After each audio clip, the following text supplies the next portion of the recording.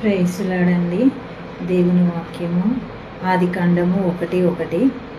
ఆది యందు దేవుడు భూమాకాశములను సృజించెను. భూమి నిరాకారముగా శూన్యముగాను ఉండెను. చీకటి అగాధ జలములపైన కమ్మియుండెను. దేవుని ఆత్మ జలములపైన అల్లాడుచుండెను.